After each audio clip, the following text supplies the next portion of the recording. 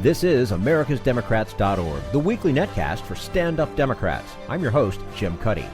Baltimore Mayor Stephanie Rawlings-Blake, the secretary of the Democratic National Committee, says the party needs to talk to voters about issues they care about. Professor Gary Donaldson recalls an era when the two titans of their parties, Lyndon Johnson and President Eisenhower, worked together for the good of the country.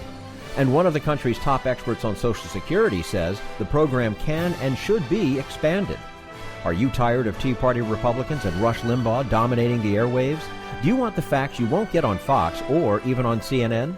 Then stay tuned. Our sponsor, 21st Century Democrats, works hard to get everyday Democrats involved in returning our party to its roots and to success at the ballot box. Sit back and listen, then stand up and fight. And follow 21st Century Democrats on Facebook for all the latest progressive news. We're glad you can join us. Stephanie Rawlings-Blake is the mayor of Baltimore and an up-and-coming force in the Democratic Party. She says the party's dismal showing in 2014 resulted from not talking about issues Democrats are strong on. And we say hello to the mayor of Baltimore, Stephanie Rawlings-Blake, the second woman to hold the office. Previously, she was president of the Baltimore City Council, and in addition to serving as mayor, she is secretary of the Democratic National Committee and vice president of the U.S. Conference of Mayors. Mayor Stephanie Rawlings-Blake, thank you very much for joining us today on americasdemocrats.org. It is my pleasure to be with you. And nice to speak with you as well. As vice president of the U.S. Conference of Mayors, secretary of the Democratic National Committee, and a black woman, you must have some ideas on how Democrats can bounce back from the 2014 elections. If you don't mind my asking, what are they? I think one of the lessons that the midterm elections taught us, it's about getting back to the fundamentals. It's about talking to people about issues that they care about, issues that we're strong on, and connecting with our base. For me, particularly as a African American woman, I know the issue of jobs is very important, and President Obama has issued into our country a dramatic recovery from the Great Recession. We've had job growth, the longest period of job growth in generations, and that's something that we should be proud of. We should acknowledge the fact that while we've had that growth, we have more work to do. But that's I think too many of us ran away from the president's record of achievement, and we didn't really take credit for the good work that we're doing. And I hope that we learn that lesson and we start talking about all the progress we've made, own the successes, and make sure that people know that the Democratic Party is still a party for the least of us, for those who care about the have-nots, that we have your back, that we want to see people succeed. We want to see people have jobs with decent wages so they can support their families. We want to make sure that people have health care so they can have healthy families. We care about education, and we want to make sure that there's educational excellence across this country. On those issues, Democrats win. We have to stick to those issues and make sure that people know that we care about the things that matter to them. Do the Democrats need a better messaging system? I kind of felt like they didn't touch on a lot of the things you just mentioned heading into the midterms, and I felt like that hurt. I think, again, too many Democrats across the country were skittish. They felt the tension from there being some backlash in certain communities about the president. But I think we didn't do what we could have to really talk about what our president has done, where we've come, and how the country has been made better because of it, whether it's a women's health issue or gun safety, issues like paid sick leave that matter to families. Like I said, we win on those issues. We just have to make sure that we're talking about them. We can't we can't let anyone else define our party. We've got to take credit and we've got to take control of the message. Mm-hmm. Now, among the surprises in the midterm elections was Maryland, your state, where a Republican upset the Democratic favorite Anthony Brown. Do you think race played a role in the outcome, or was it a reaction against the O'Malley administration in which Anthony Brown, an African American, was lieutenant governor? Yeah, I think it's too early to say because I certainly haven't done any analysis whether race played an issue in the Maryland gubernatorial race. I can say that in Maryland, like in other places around the country, we didn't do the best job possible conveying the strength of the progress that had been made.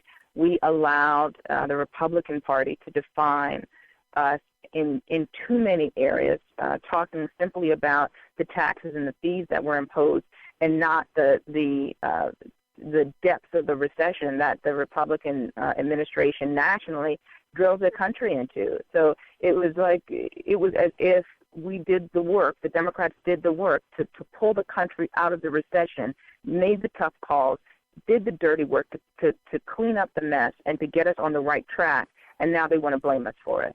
So I think we just didn't stress those messages and make sure that people knew that we did what we had to do so we could all recover, and now we are in a position to continue to grow our economy and make Maryland stronger. Okay, we're speaking with Baltimore Mayor Stephanie Rawlings-Blake, who's also the Secretary of the Democratic National Committee and Vice President of the U.S. Conference of Mayors. And as mayor of a large city, you have to face the same fiscal issues that governors and presidents have. How have you managed your city's budget, and has it caused heartburn among some of your supporters? It definitely has caused heartburn, but I made it very clear to everyone that I'm not a mayor that's going to kick the can down the road.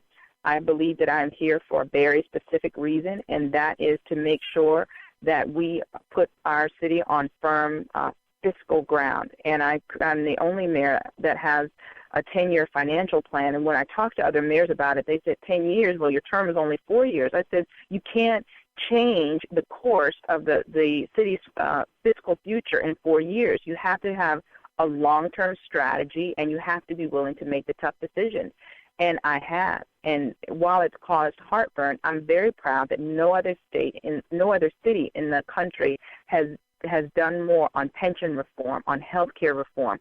I have made those tough calls so we can be in a position where Baltimore's bond rating has been improved, the highest it's been in years, because the investors see that I take the fiscal health of the city very seriously. And even though we dealt with structural deficits and other budget challenges, that we're making the right decisions for now and in the future. What accommodations does a big city mayor have to make to, say, the big corporations in Wall Street? What accommodations? Yeah, what do you have to do to you've got to attract them? You have to bring them in. You've got to keep, because that's part of the fabric of any major city. What kind of things do you have to do to bring them in, to keep them with you? Of course, they all want low taxes, no taxes, and all that kind of thing. So what do you do to accommodate them? Well, I think part of our strategy in Baltimore is preparing for the next generation economy. And I think too many cities find themselves in dogfights trying to attract Fortune 500 companies. And yes, they provide jobs, but still the small businesses. And I think when you take a look at it and where the job creation is really happening, we've seen a lot of job growth with tech companies and other small companies. And my focus is on having diversity in the type of businesses that we're attracting. Yes, we want large businesses, and we're blessed to have some great companies like Under Armour here in Baltimore. We're also blessed to have incredible meds and eds. We have Johns Hopkins, which is the finest medical institution in the world. We have University of Maryland with its shock trauma that is teaching the trauma method, the golden hour method of dealing with traumatic injuries to hospitals and medical institutions all over the world. We have those institutions here and world-class colleges that are helping us to provide jobs. And as mayor, I'm working with those institutions as anchors and unifying them so we can build off of the strength. We can look for ways that they can combine their buying power, and they can do more to support local companies and provide more opportunities for Baltimore City residents to get those jobs. So for me, it's not just about trying to keep or get a Fortune 500. It's about having a next generation economy that can withstand the test of time. And keep those Baltimore neighborhoods just like they've been. Vibrant. Strong and unique. Yep, absolutely. Sometimes it seems in America we're hopelessly divided between right and left, Democrat and Republican, black and white. How do you see the future of American political discourse? And do you have your sights perhaps set on nationwide or even national office? Or statewide or national office, rather? I have always said that while I am very ambitious, my ambition is for my city. I love Baltimore. I'm a diehard Baltimorean, and even on my worst day, I feel incredibly blessed to be able to have the opportunity to make a difference in the city that I love. I was taught that public service is a privilege to be able to serve, and I feel very lucky to be able to live my dream every day. I grew up wanting to be able to serve in a significant way to make Baltimore better. And I remain hopeful that the racial divide, the socioeconomic divide that we are seeing throughout our country, that we will close those gaps. It's happening with this next generation. They are becoming more and more colorblind. They're not bound by the prejudices of their grandparents or their great-grandparents, or even their parents. They are developing into their own unique characters. So I'm hopeful about the possibility of us learning to work together and to end the unending partisan bickering and work together to strengthen our country. And I feel very lucky to be able to do my part in Baltimore.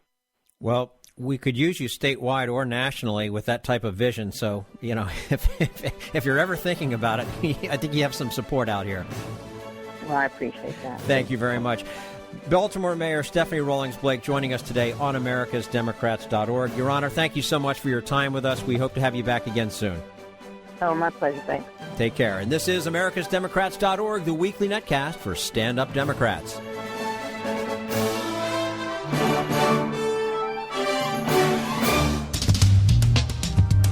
We want you to sit back and listen, but we need you to stand up and fight. Do you want to get involved and help get our party back to its roots and to success at the ballot box? You can make your contribution to Democrats for America's Future and help us keep this show going and to elect Democrats who will stand up for democratic principles. Go to americasdemocrats.org and click on Donate at the top of the page. This is americasdemocrats.org, the weekly netcast for Stand Up Democrats. Historian Gary Donaldson has written a book about how two strong figures, Republican President Eisenhower and Senate Democratic leader Lyndon Baines Johnson, were able to pass legislation through compromise. We'll hear about that in just a moment. Right now, we turn to Jim Hightower, America's #1 populist, for his common sense commentary. Are you bowled over yet? With college bowl games, I mean. Through January 12th, a record 39 football classics will have been televised, allowing bleary-eyed, beer-sedated gridiron fanatics to binge on what amounts to a nonstop buffet of plays, replays, and sports cliches. On just the first day of the Bowl Blitz, there were 5 games on the telly from 10 a.m. to midnight, so you could have had brunch, lunch, happy hour, dinner, and midnight snacks without ever leaving your lazy boy. Is this a great country or what? Still, football tradition just isn't what it used to be. Rather than reflecting a sense of place and local pride, the new bowls are money hustles, owned by whatever no-place corporation has a few million tax-deductible ad dollars to buy the game and use it as a gaudy billboard to hype the corporate brand. Thus, we're blessed with the likes of the GoDaddy, Bitcoin, QuickLane, Advocare V100, and Tax Slayer bowls. Then there's the Duck Commander Bowl, a made-for-TV event sponsored by a TV show. Meanwhile, the proliferation of bowls has produced an embarrassing deterioration in the level of team excellence that these contests claim to celebrate. Of the 76 teams awarded bowl slots this season, roughly half came from the deep ranks of football mediocrity. 20 barely had winning records, 11 lost as many games as they won, and one actually had a losing record. It's hard to hide the silliness of chanting, "We're the champs," when your team has 6 wins and 7 losses. This is Jim Hightower saying bowl games these days are redefining the concept of hustle in sports. They no longer exist for the game itself, the players, the schools, or the ideal of sportsmanship. Rather, they're just another piece of our culture that's been purchased for the enrichment and self-aggrandizement of corporate interests. Need an antidote to the progressive blues? Want some good news about how grassroots folks are rebelling against the corporate powers and winning? Well, here's an easy-to-swallow pill for you, the Hightower Lowdown. Hightower's monthly newsletter will give you the lowdown, even as it lifts you up. It's 4 pages a month, jam-packed with facts you can use, actions you can take, and Jim's own Texas humor, all for only $15 a year. To become a lowdowner, go to hightowerlowdown.org. This is americasdemocrats.org, the weekly netcast for stand-up Democrats. There was once a time when Republicans and Democrats could compromise and get legislation passed for the good of the country. Historian Gary Donaldson recalls how President Eisenhower and Senate Democratic leader Lyndon Johnson needed each other to accomplish their partisan aims. And we say hello to Gary Donaldson. He is the Keller Family Foundation Chair in American History and Director of the Center for Undergraduate Research at Xavier University of Louisiana. A specialist in 20th century American history, his latest book is The Secret Coalition, Ike, LBJ, and the Search for a Middle Way in the 1950s. Gary Donaldson, thanks so much for joining us today on americasdemocrats.org. Glad to be here. Now, you conclude that President Eisenhower and Senator Johnson needed each other. How so? Well, I think it's important to understand that what we're talking about here is a moderate Democrat and a moderate Republican. And although neither man really, like we used to talk about how Tip O'Neill and Ronald Reagan after 6 o'clock used to sit down and have a drink together and run the country. Well, maybe so. Eisenhower and Johnson never seemed to really do that. I've searched and searched and searched, and I've never been able to really find any time or any place where the two men even spoke to each other. Johnson on the telephone constantly, never really spoke to Eisenhower, but the two men really kind of thought the same way on some things, and it was easy for them to find out what those things were and get legislation passed and push things through. But Eisenhower was a moderate Republican, Johnson was a moderate Democrat, and they really did. They sort of met in the center on many ideas.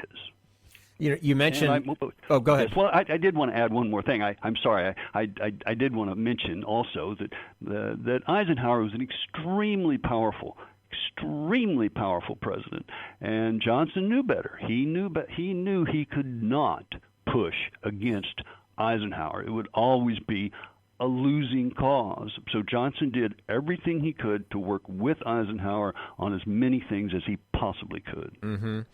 You mentioned President Reagan and House Speaker Tip O'Neill, and the relationship that they had is something I don't know that we've ever seen that before. Question to you would be, do you think we'll ever see anything like that again?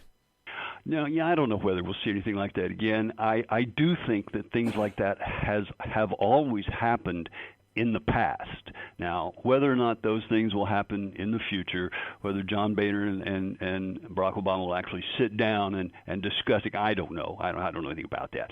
I can tell you the Tip O'Neill and Reagan, it was funny. I mean, it was hilarious. The two of them would just trade barbs back and forth and say the worst things about each other. and supposedly then politics before 6 o'clock, bourbon after 6 o'clock, or whatever it was they drank, and they both sat down after 6 o'clock, and they were good buddies. And Lyndon Johnson and Everett Dirksen were good friends. They had their very good stories about the two of them, how friendly they were and how easygoing and how they worked together. They were opposite in politics. I think probably historically, with the exception of run-up to the Civil War and a few other things, that probably American politicians, maybe they didn't agree on how the nation should be run, but they were probably good friends. Now, why that doesn't happen today, I can't tell you. I can't say. There does seem to be one wing of one party and one wing of the other party, and they do seem to hate each other's guts. And if somebody told me that, well, somebody from one side and somebody from the other side were actually sitting down in the evening and figuring out, I would probably not be surprised. Why it hasn't happened today or why it doesn't happen, I'm afraid I just can't really say. Mm-hmm. Well, it seemed like for a few years ago, Boehner and Obama were trying to do it. It's almost like the extreme part of the Republican Party got a hold of the speaker and pulled him away. I think that's probably true. That's the way I saw it. Boehner seems amiable. He seemed like a nice guy. He and Obama played golf. It looked to me like they were going to be good buddies.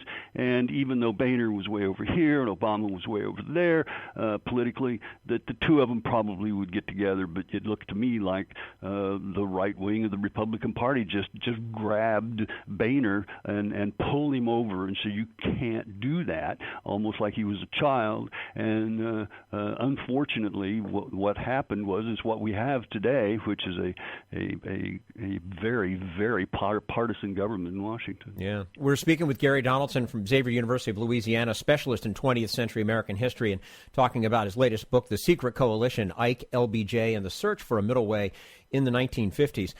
It's wonderful to contemplate a political system in which the leaders of the two parties try to work together on overarching national issues. But really, didn't a lot of that wheeling and dealing take place in secret and probably wouldn't stand today's television and social media coverage? Is that part of the issue? That's always the story. I think that's probably true. Johnson, they always said that Johnson was at his best in the cloakroom. I'm not sure I know exactly what that means, but I have a sense that Johnson would cajole and he would push, and you vote for me or I'll break your arm, or do what I want you to do. And he was incessantly on the telephone. His telephone conversations are just massive at his library in Austin, and he was on the phone constantly. He had a heart attack. I don't know if you anyway. He had a heart attack, and he was told by his doctor that he needed to exercise more. So he built a swimming pool at his home near Austin, Johnson City, and he had a telephone rigged up so that it would go out to the swimming pool so that he could swim in the pool. He had one of those chairs that float. I don't know if you know what I'm talking about with those. And he would float over toward the edge of the pool, and he would be on the phone constantly. Wow. Talking to people, sometimes even in the middle of the night, all sorts of things. And so today, probably not, that those sorts of things would not stand up to television, social media criticism, things of that sort. But he was a talker. My goodness. Now, LBJ's selection as the vice presidential candidate took everyone, including him, by surprise. Is it worth examining how politics in the 1960s might have played out had he stayed as Senate Democratic leader? I don't really know. It's hard to say. Like I have mentioned before, by 1958, as the Senate Democrats, the number of Democrats in the Senate had gotten so large, I think Johnson would say today it was something like herding cats. He couldn't do what he wanted to do with those people. They began to go off on their own, and by 1958, the word was that Johnson was losing his power. Now, I don't know what that means. He was no longer able to pull that majority together and pass laws. So a lot of people have contemplated. A guy named George Reedy, who was Lyndon Johnson's closest political advisor, has often said that in 1958, Johnson was losing it, whatever it was he had. He was losing bills in the Senate. He was losing majorities. He was losing votes. He wasn't doing what he had done before. It probably has nothing to do with his abilities. It probably just has to do with how many senators came into the Senate in 1958. But by 1960, Johnson, it didn't surprise me at all, first of all, that Kennedy chose Johnson. He needed him for so many reasons. And it didn't surprise me at all that Johnson jumped at it because he was done in the Senate. Now, what he would continued on in the 60s, that's what Kennedy wanted him for, so that Johnson could go to the Senate and get things done. That and pull Texas. Mm-hmm. He wanted to win Texas. Kennedy did. So, but Johnson never really did much of that. So it's hard to say. The answer is probably not. He probably would not have had the impact in the 60s that he had in the 50s. And now, along the same lines, as a historian, what's your view of Adlai Stevenson, who still is admired by a much older generation of progressives? Well, Stevenson's very difficult, and honestly, every politician is very. I used to lament the way I used to worry about. Here we have Nixon, and he did this, and he did this, and then he came clear over here, and he did this. How could he do both? Well, it's because these politicians need the vote, of as many people as they possibly can. Stevenson is an unusual man. He came from old money, and I think that for progressives today that's an important factor. He wanted to protect his class. He certainly did, and he was very popular with downstate Illinois conservative voters. He always wanted a balanced budget. He wanted a balanced budget in Illinois. He said when he became president he was going to balance the budget. That was what Eisenhower was saying. I would say, if it really came, I would say that Adlai Stevenson was closer to the turn of the 20th century progressives like Teddy Roosevelt than he was to Franklin Roosevelt, I would say. Stevenson was charming, and that's a word that was often used to describe Franklin Roosevelt. He was witty. That was a word that was often used to describe Franklin Roosevelt. So for a lot of the Franklin Roosevelt supporters, Adlai Stevenson was the next in line. And they wanted to put a lot on him, but I have a feeling he was never quite that liberal. And, of course, he never got an opportunity to be president of the United States, so we don't know. But as governor of Illinois, which he was only governor there for maybe 2 or 3 years, we really see not someone who's really liberal. And I think you look up Paul Douglas from Illinois was. There are some other people, and of course Humphrey from just north of there was. But I just don't think. I think a lot of progressives, a lot of liberals in the 1950s wanted to see Stevenson as something that he really wasn't. And there are a lot of people who thought that if he ever became president and if he took the power, there were a lot of people who thought, well, he'll become president and he'll name liberals in his cabinet and liberal advisors, and that's fine. That's all good. But I think there were a lot of people who thought that if he became president, he became a powerful figure, as most presidents do, we would find that Adlai Stevenson probably wasn't quite as liberal as most people thought he was. Mm-hmm. And certainly not by today's standards. Not by today's standards, no. Yeah. Are there specific changes in rules or the Constitution that would make it more likely for compromise between the parties?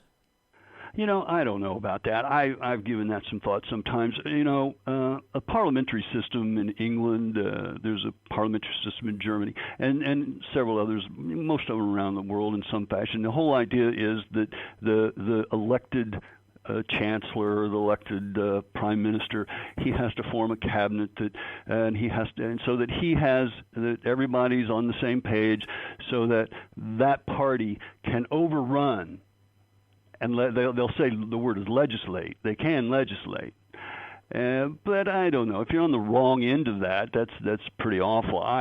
I'm not one to, to me, the American Constitution protects the minority. And I'm not sure that's wrong. That's fine. I mean, if you're in the minority and you want protection, the Constitution's there, and the Constitution will protect your ideas and keep the majority from overrunning the minority. And the Constitution's always been that way. I don't want to sit here and say, well, that's what the founders wanted, because I don't think anybody. I'm so annoyed when I hear that. Yes, the founders were thinking this. Well, really? Are you sure? Right. But I do feel like that with the American Constitution, the minority is protected, and that may cause gridlock. As it has now. I hate to put it this way, but if the founders might have probably thought, well, then the point is that everybody has to compromise, everybody has to come to the center, and everybody has to get something done. Well, maybe that's not what's being done right now, and I'm as annoyed by it as everyone. Mm-hmm. But that's the way the Constitution's been set up, and again, it protects the minority, and if you're in the minority, that's a good thing. Yeah. Okay. Gary Donaldson, Keller Family Foundation Chair in American History and Director of the Center for Undergraduate Research at Xavier University of Louisiana, talking about his latest book, The Secret Coalition, Ike, LBJ, and the Search for a Middle Way in the 1950s. Gary, thank you so much for joining us today on americasdemocrats.org. We look forward to having you back again soon. Thank you. All right. And this is americasdemocrats.org, the weekly netcast for Stand Up Democrats.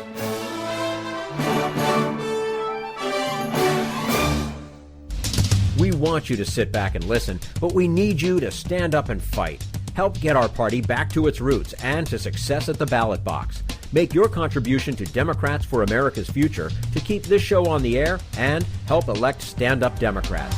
Go to americasdemocrats.org and click on Donate at the top of the page.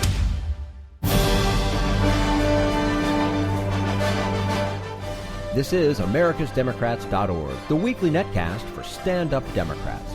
Nancy Altman, a leading expert on Social Security, says expanding benefits is affordable and is, ultimately, a political, not an economic issue. And joining us today on americasdemocrats.org, the weekly netcast for stand-up Democrats, Nancy Altman is one of the country's leading experts on Social Security. She previously was a top staff member of the Greenspan Commission that saved the system in the early 1980s and is co-author, along with Eric Kingson, of a new book called Social Security Works: Why Social Security Isn't Going Broke and How Expanding It Will Help Us All. Nancy Altman, thank you so much for joining us today on americasdemocrats.org. Thank you so much for having me. Well, it's a pleasure to talk to you. And, you know, the title of your book suggests that everyone is wrong, that the sky is not falling, and that Social Security is not broken, to which I think we all just give a big whew. But doesn't simple math indicate that with the baby boomers retiring and fewer workers available to contribute, that something has to give? You know, that is a soundbite that has been used to undermine confidence in the program. Oh, my gosh, there used to be all these workers for every retiree, and now, you know, in the future, it's, you know, it used to be 16 to 1, now it's 3 to 1, and so forth. That is a soundbite that's been pushed by those who want to undermine the program by undermining confidence. And this is not just me saying it. Every year, the Social Security Administration puts out a trustees report that projects out 75 years and has all the data. And anyone listening, those reports are online. Anyone can read the reports and see for themselves. The reality is that here's the simple math. We are the wealthiest country in the world. Now, it may not feel that way to everyone because so much money in the last few decades has gone to the high end and the wages have stagnated and so forth. But all of us together are wealthier than any other nation. And we are certainly wealthier than we were in 1935 when the program was enacted, in 1956 when disability insurance was added to it, in 1965 when Medicare was added. The program, as wonderful as it is very modest in the benefits it provides. If you look at charts of our other industrialized countries around the world, we're at the bottom of those lists in terms of the generosity of our benefits.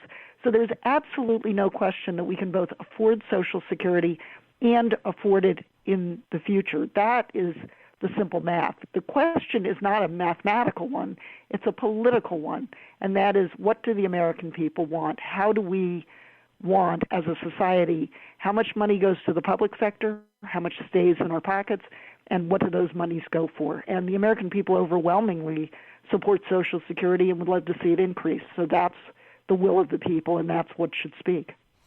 Now, correct me if I'm wrong, but I believe current estimates have the system solvent until the end of 2033. If that's the case, then what?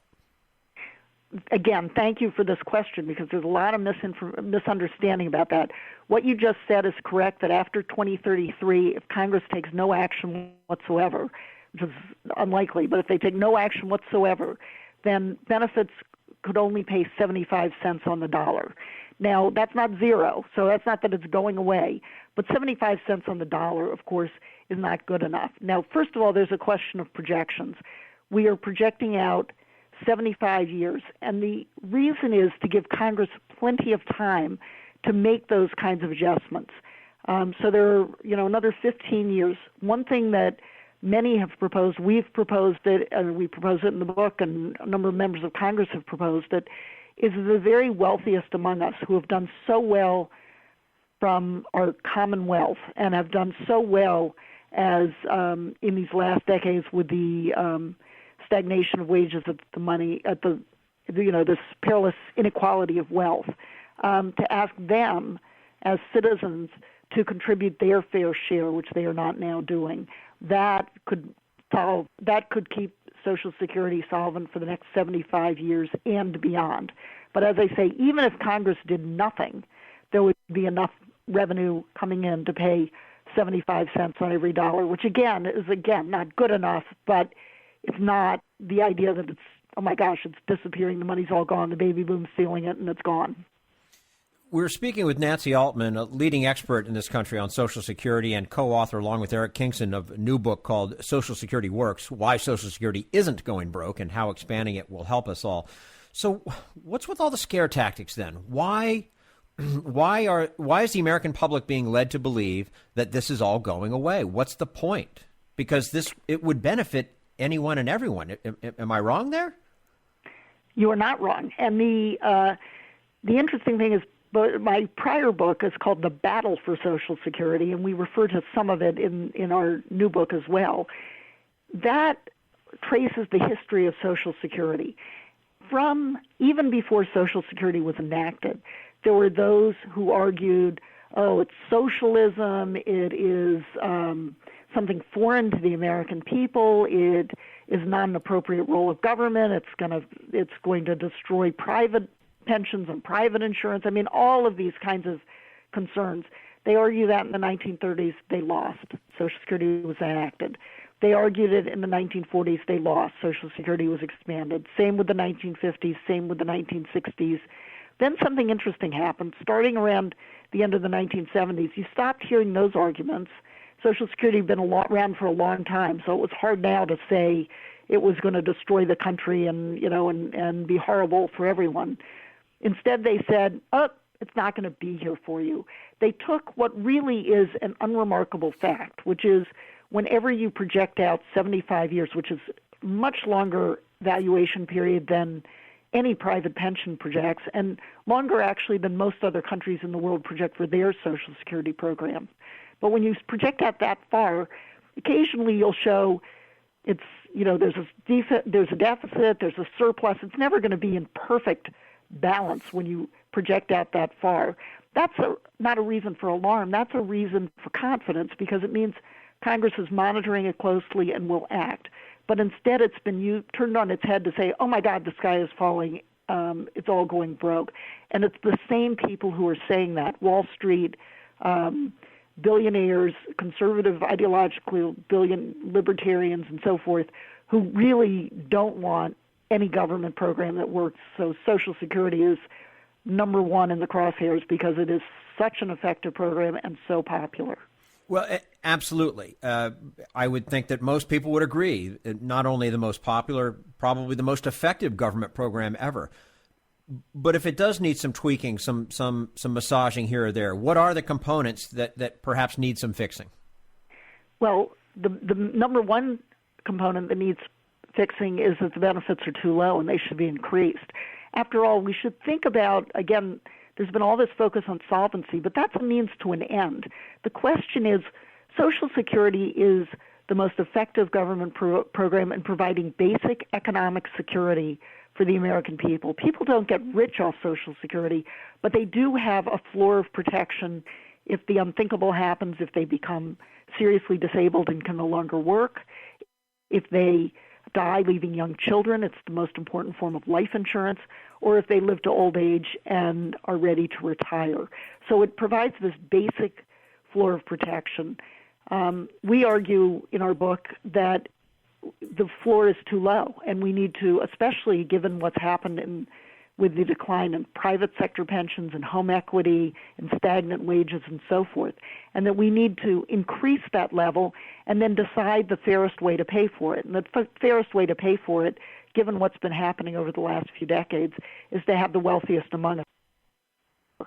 So that's really what needs to happen. We need to increase Social Security's benefits, bring in new benefits such as child care credit, such as paid family leave, other benefits that other countries have for their Social Security programs, and pay for it in the fairest way possible, which is having those who have done so well contribute a little bit more back to this common program. Oh, now you've done it, right? I mean, now you've made the people angry. I have all this money. I worked so hard to get it, and I've got to give us some of it back.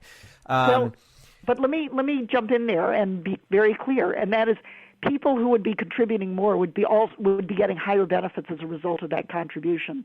One of the things that people really love about Social Security and makes it work so well is that it's very fair in its distribution. The more you pay in, the larger the benefit you get out, and that would remain. That would continue to happen.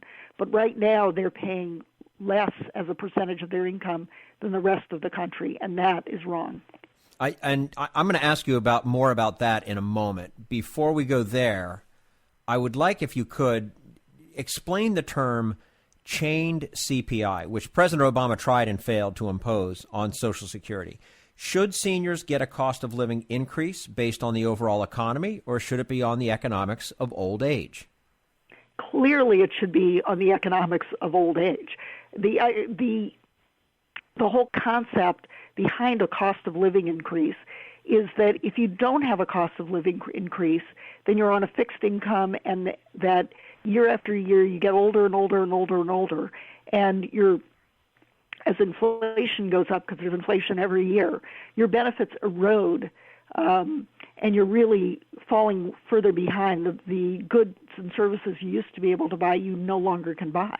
And the whole concept is to maintain your standard of living and replace your lost wages. So to figure out whether you're falling behind or not, you have to look at what you're spending. And seniors spend more, and people with disabilities for that matter too, spend more on health care, which tends to rise very rapidly than the general population.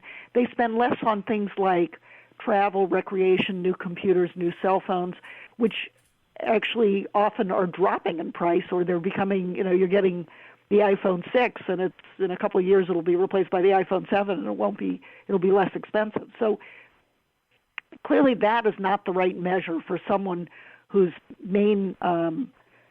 only source of income is Social Security, and whose costs are health care, rent or mortgage, food, medicine, and so forth, and they're not, flying around the country taking fancy trips and not getting regular wage increases. So that was sort of a long digression. Currently, the current cost of living adjustment looks at the overall economy. We propose that it should look at the economics of old age. But what, unfortunately, the president and some Republican leaders, as part of their so-called grand bargain, were pushing for were something called the chained CPI, which is a little bit of a complicated concept, but the idea is it's stingier than the current CPI. The current CPI is inadequate. The chained CPI would even be less so. Shouldn't Social Security be limited to those with real need and not given to, say, somebody like Bill Gates when he retires? And also, why is there an exemption from contributing to the system for the very rich? Very good questions. Bill Gates, if he's paid into it, Social Security is an earned benefit. It is insurance. If Bill Gates buys fire insurance and his house burns down, does the insurance company say, "Oh my gosh, this guy's so wealthy, let him build his own house back"? No, he's paid for it and he gets it. The same thing is true of Social Security. This is not a government giveaway. This is insurance that we all pay for from every paycheck. Starting at age 16, you can see those deductions. Whenever you start working, you see those deductions, and they are going to benefit. Social Security is an incredibly efficient program. It pays less than a penny of every dollar on administrative costs. 99 cents gets returned in benefits, more than 99 cents. I dare any private insurance company to show those kinds of figures. It's usually 5, 10%, 12% in administrative costs. So it's a very efficient program. It works extremely well. It's insurance, and we all should get it, including Bill Gates. Now, he should have to pay his fair share, and right now he doesn't. It's a very good deal, but it's limited to there's a maximum amount, and so he pays as a percentage of his full wages less than a minimum wage worker does. So that should be changed. In addition, he has other kinds of income. Most of his wealth is not in wages, and he should. Some have proposed an estate tax that is dedicated to Social Security. Some have proposed a millionaire's tax that's dedicated to Social Security. The basic concept is that Bill Gates, who has benefited so much from the common good, should get his benefits, but he should pay more to get those. Well, and here's another problem, too. If you call anything a tax, you're going to get pushback, and a lot of it. Nobody wants to pay more taxes for anything, regardless of, there's a return on paying a tax, okay? But if it's explained better in that it's a pay-in system and a receive-back system, I don't know how you would word that properly without using the word tax, but it just seems to make sense, right? Yes, let me tell you how to word it. They knew how to word it back in the 1930s. They didn't call it a tax. They called it FICA, which stands for Federal Insurance Contributions. They called them insurance contributions. That's what the IC in FICA stands for. Now, today we call them premiums. Insurance contributions is a kind of old-fashioned word for premiums. But what we're paying in are premiums, and Bill Gates should have to pay higher premiums in. He should have to contribute more to the general welfare of our society, I think. But in any event, you're exactly right. These are not taxes, and it's the reason that people say that they are willing to pay more if necessary to preserve the system, because they understand that it is a return. Even if they couldn't articulate that it's insurance and they're paying premiums for it, they have a sense that that is what it is, because that is what it is. Yeah, it's not lost money, that's for sure. That is correct. Nancy Altman, leading expert on Social Security, co-author of a new book along with Eric Kingston, Social Security Works, Why Social Security Isn't Going Broke and How Expanding It Will Help Us All. Nancy, thank you so much for your time with us today on americasdemocrats.org. Would love to have you back again sometime. I'd love to come anytime, so thank you for having me. And thank you. And this is americasdemocrats.org, the weekly netcast for stand-up Democrats. That's all for americasdemocrats.org. Thank you to all who made today's show possible.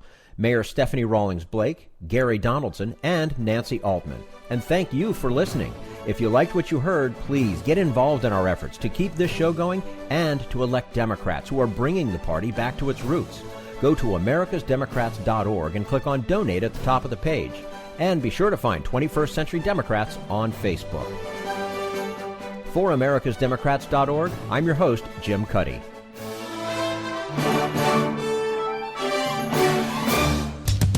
We want you to sit back and listen, but we need you to stand up and fight. Join us, support the show, and help elect Democrats who will stand up for democratic principles with your contribution today. Go to americasdemocrats.org and click on Donate.